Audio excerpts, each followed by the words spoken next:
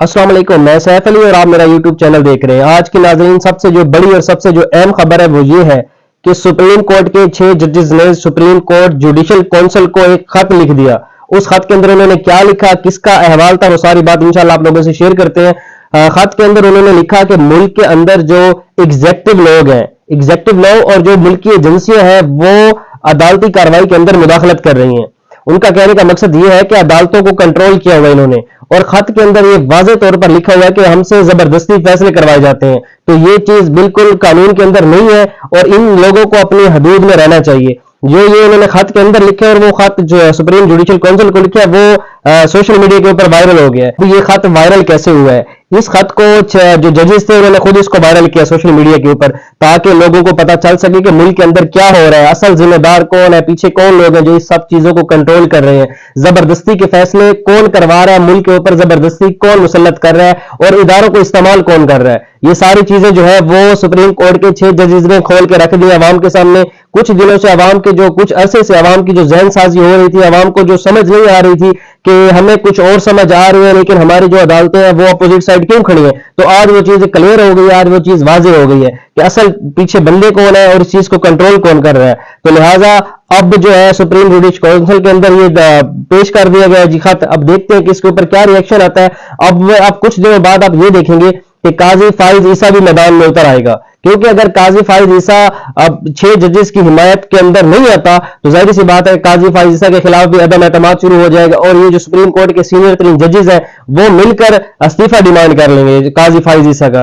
तो जाहिर सी बात है काजी फाइज ईसा ने अपनी कुर्सी को बचाना है, वो अपनी कुर्सी को बचाने के लिए जजेस के साथ बैठेगा और वो भी इन्हीं की फेवर के अंदर बयान देगा अपना। अब देखते हैं कि क्या होता है मुल्क के अंदर। बहरहाल जो 6 जजेस थे उनको हम सलाम पेश करते हैं, पूरी कौम उनको सलाम पेश करती है कि उन्होंने इतनी कंट्रोल के बावजूद, उन्होंने इतने खौफ के बावजूद और इतनी मुश्किल टाइम के अंदर और ऐसे हालात के अंदर उन्होंने ये चीज को वाज़ेह करके कौम के सामने, अवाम के सामने रख दिया है कि जिस वक्त मुल्क के अंदर बात करना तक मुश्किल हो गया था। तो हम सलाम पेश करते हैं जजेस को।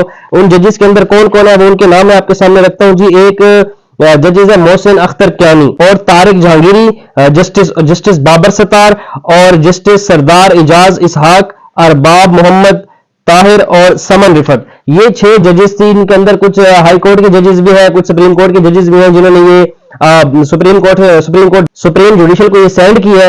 अब देखते हैं कि इसके ऊपर क्या रिएक्शन आता है। अब आवाम का भी जहरी सी बात है, सोशल मीडिया पर ये चीज वायरल हो गई, पूरी दुनिया के लोग इसको देख रहे हैं कि मुल्क के अंदर क्या चल रहा है। जो मुल्क के अंदर आवाम को जिस चीज का खदशा था, जिस चीज के ऊपर आवाम का माइंड वो बना हुआ था कि मुल्क के अंदर ये चीज कंट्रोल कर रहे हैं, वो आज साफ शफाफ आया हो गई आवाम के सामने। अब देखते हैं कि इसके बाद क्या आते हैं, हालात के अंदर कोई तब्दीली आती है नहीं आती।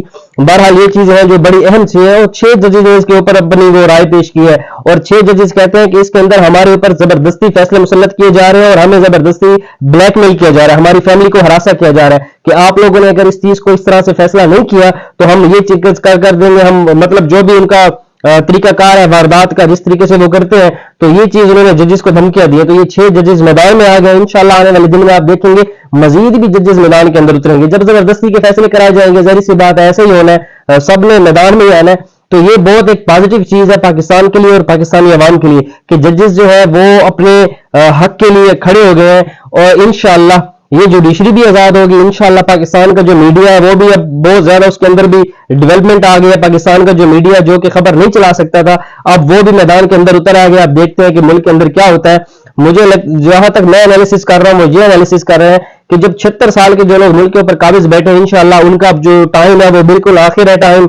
इंशाल्लाह मुल्क के अंदर कानून, जमहूरियत और आइन की जो पासदारी है, जिस लिए पाकिस्तान जिस मकसद के लिए बना गया, इंशाल्लाह उसी तरीके से पाकिस्तान के अंदर हालात भी बन जाएंगे और पाकिस्तान के अंदर तब्दीलियां भी आ जाएंगी। और इंशाल्लाह कुछ दिन बाद आप लोग देखेंगे कि खान साहब भी जेल से बाहर होंगे, क्योंकि खान साहब के ऊपर जो केसेस है वो बोगस है और खान साहब को कैद करने के लिए जबरदस्ती के फैसले कराए जा रहे हैं। सबसे मेन जो उनका टारगेट है, मेन जो फोकस है वो इमरान खान के ऊपर है। तो इंशाल्लाह आप कुछ दिन बाद देखेंगे खान साहब मैदान में होंगे, बाहर होंगे और इंशाल्लाह मुल्क के अंदर जो है अवामी ताकत के साथ इंशाल्लाह इस निजाम को शिकस्त दी जाएगी।